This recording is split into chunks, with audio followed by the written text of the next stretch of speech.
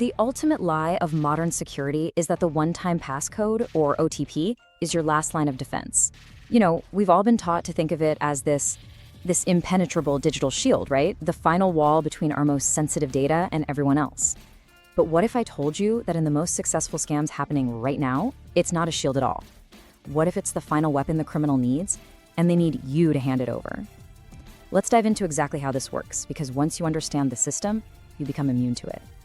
And this, right here, this gets to the absolute heart of the paradox. Your account's strongest security feature, that little code that pops up on your phone, is being turned against you. Just think about that for a second.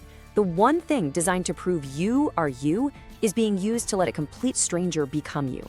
The attacker isn't picking the lock, they're not breaking down the door, they're tricking you into opening it wide and handing them the key. See, this isn't a failure of the technology, it's a failure of context, and it is being engineered with incredible precision by criminals. All right, so here's how we're gonna deconstruct this whole thing piece by piece. First, we'll get into the one-time passcode lie. Then we'll look at how trust is the real target here. After that, I'll walk you through the coercion system, step by step. We'll also cover how the mind is hacked, the psychology behind it all. And then, the most important part, your unbreakable defense strategy. We'll finish up with the one thing you need to remember. The code is yours alone. Okay, let's jump right in. Section 1, the one-time passcode lie. Now, the weakness here isn't in that 6-digit code. Not at all. I mean, those codes are mathematically solid, they expire in minutes, they're strong. The real weakness, the vulnerability, is in how we're manipulated into completely misunderstanding what that code is for, especially when we're thrown into a moment of pure panic. And this is so important to understand. This is not a traditional tech hack. Nobody is running some complex program to guess your password. They're not using spy gear to intercept your texts. The entire system is designed to hack you. The criminal manufactures this high-pressure, terrifying scenario where you, the actual owner of the account, end up helping them break in. All while you're convinced you're locking them out, they are literally weaponizing your own security against you. So let's move on to Section 2. Trust is the target. How do they actually pull this off? Well, the entire attack hinges on something we all do every single day, without a second thought. We trust text messages from our bank. The scam is built to exploit our deep, almost automatic trust in those SMS notifications. You know that little ping? It's supposed to make you feel safe, right? A sign that your bank is on the job. But criminals, they've figured out how to turn that exact signal of safety into the trigger for their trap. And look, this isn't some rare niche problem. This is the front line of digital crime right now. A staggering 70%. Think about that. 70% of successful account takeovers reported by the FBI and Microsoft happen exactly this way. The victim is tricked into giving away their one-time passcode. That number just proves how incredibly effective this manipulation is. It's become the main way criminals are walking right past our best defenses to get instant and usually irreversible access to our digital lives. So the attack usually comes in two flavors: vishing, which is over the phone, and smishing, which is through SMS or text messages. With vishing, they'll call you, and they'll often spoof the number so it actually looks like your bank is calling. The story is always some huge, terrifying, fraudulent charge, and they'll say, "We're sending you a code right now to reverse it."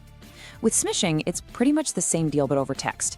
You'll get a fake alert about fraud, and it'll ask you to reply with the code to cancel the charge. See the pattern?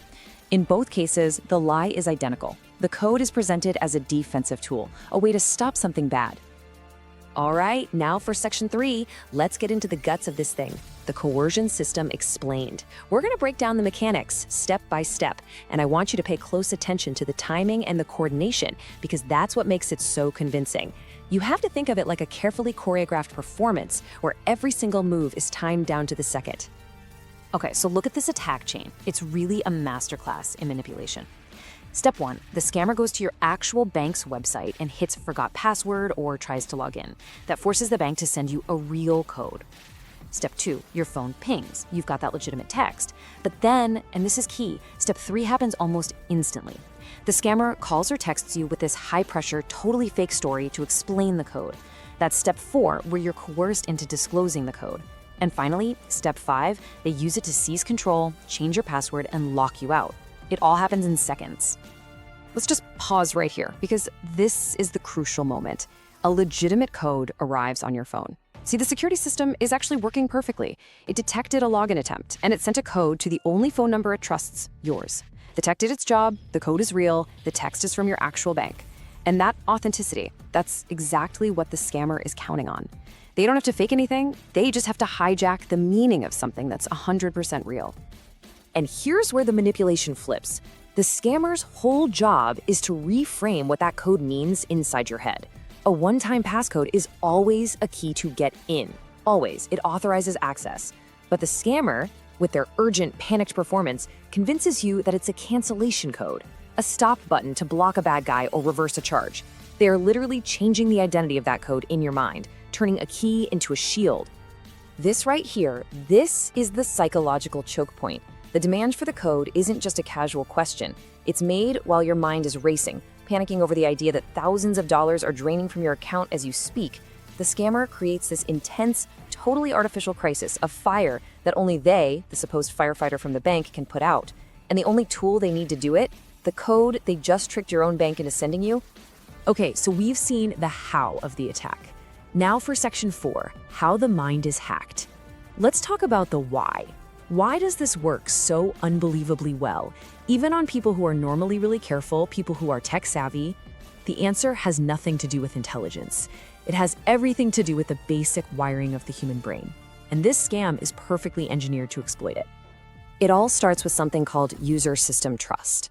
Basically, we've been conditioned for years to believe that when our bank sends us a security text, it's legitimate, and the reason they're sending it is accurate. We trust that little notification. We trust the sender name. This trust is the absolute foundation the entire scam is built on. And here's the brilliant part, from their perspective. The criminal doesn't need to build any trust with you. They just hijack the trust you already have for your bank.